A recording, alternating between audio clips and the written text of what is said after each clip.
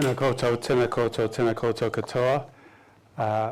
Good morning and welcome everyone. Thank you for coming along to this briefing on the electoral boundaries for the next general election.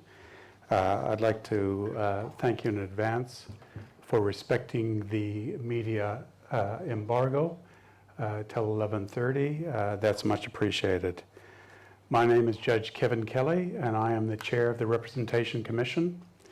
And with me is Grace Smith, Deputy Secretary of Regions for Te Puni Kokore, who is a member of the Commission when we deliberate on the Maori electorates.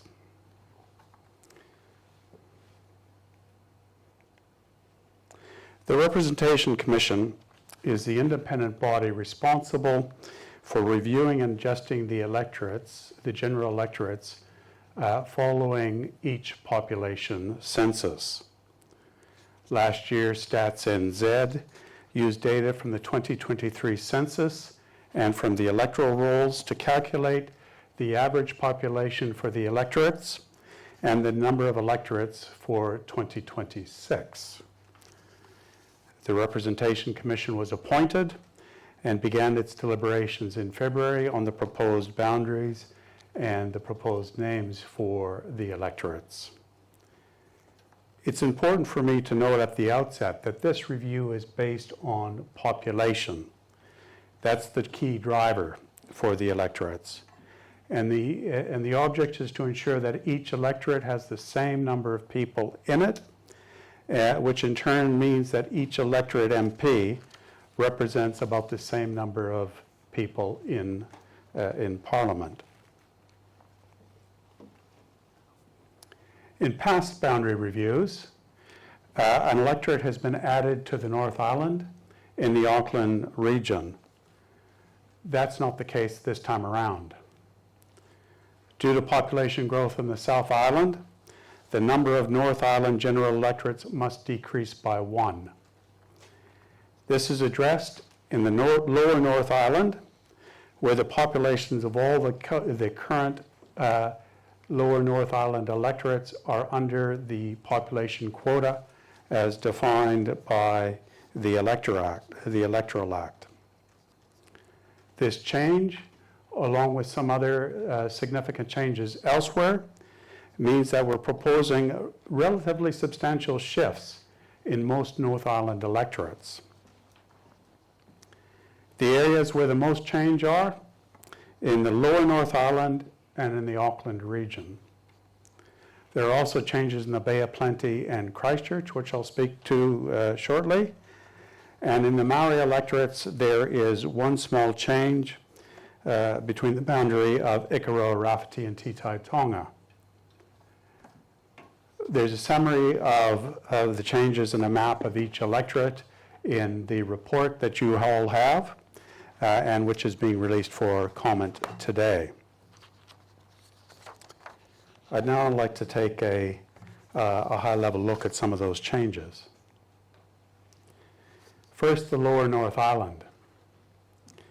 In the maps and in the report, you'll see the use of yellow arrows. These yellow arrows are intended to show the direction of the shifts between the existing and proposed boundaries and show how the population is redistributed into surrounding electorates where necessary. As I said, almost all of the current electorates in the lower North Island are below or well below the population quota set for the North Island electorates. This means that those electorates need to increase the population in each of those electorates to meet the quota. There are changes proposed for the electorates from Wellington northwards, including the electorates of Wellington Central and Rongotai. 2 new general electorates are to be named Kenepuru and Kapiti, and they are created from 3 existing electorates, Ehariu, Mana, and Otaki. Kenepuru includes parts of the Mana and Oharia electorates and covers Johnsonville, Tawa, and the southern part of Porirua City.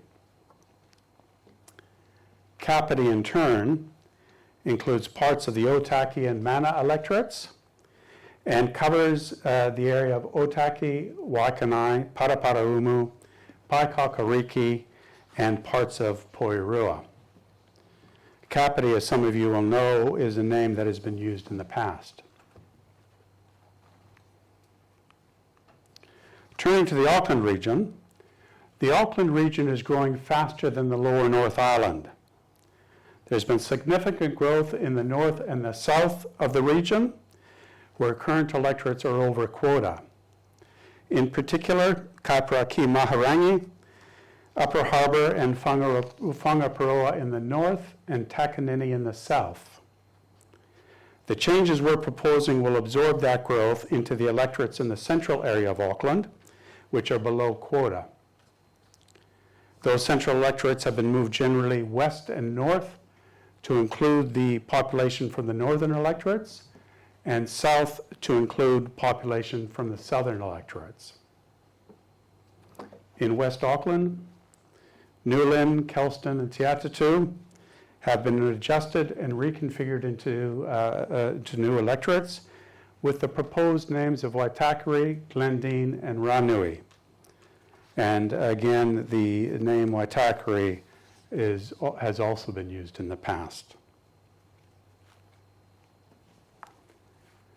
In Auckland Southeast, Panmure Otahuhu moves significantly south, and as a result, it is proposed that it be renamed Otahuhu to reflect this change. Takanini, which was an electorate that was added in the last boundary review, has experienced significant growth, and it is currently the electorate with the highest population, and it is the most over quota. And we're proposing redrawing the boundaries of Takanini so that the population is redistributed to Manurewa, Papakura, Botany, and Otahuhu.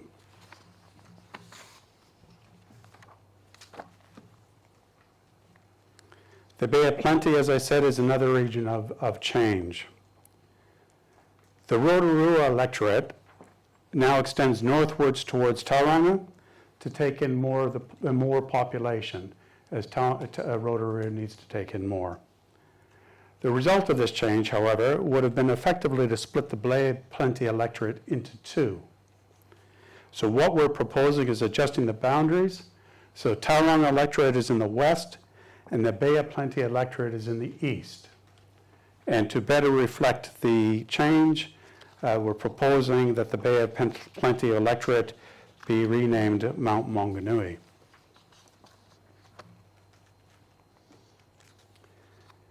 In the South Island, Selwyn is also one of the fastest growing electorates in the country and is over quota. While the neighboring Christchurch electorates are currently within quota, the boundaries have been adjusted to accommodate some of the population that needs to shift from Selwyn. And this flow and effect can be seen through Wigram, Christchurch Central, and Christchurch East.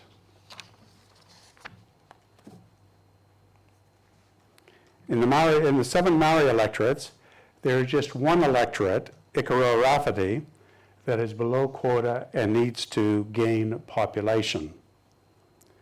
To do this, an adjustment is proposed to the boundary between Ikaroa Rafferty and Titai Tonga in Lower Hutt, and would see about 3,000 people, the population of 3,000 people being shifted from Titai Tonga to Ikaroa Rafferty.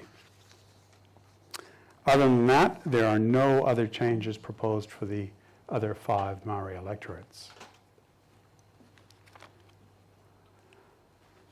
That's a high-level summary, what we're now seeking to do is to invite public comment to start the consultation process on the proposals that we've come up with. Copies of the report are available online at vote.nz.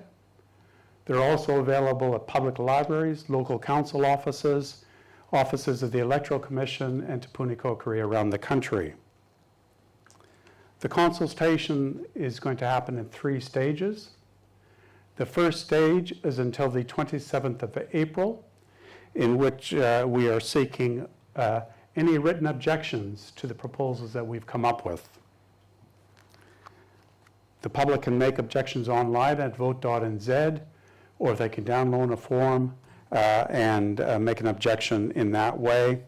They can also collect forms at all of the venues that I've just mentioned. The second stage is from the 8th of May to the 21st of May, where people can respond to any of the objections that have been made by others, and that's the counter-objection process. Thirdly, there'll be a public hearings process from the 9th to the 18th of June for anybody who wishes to be heard.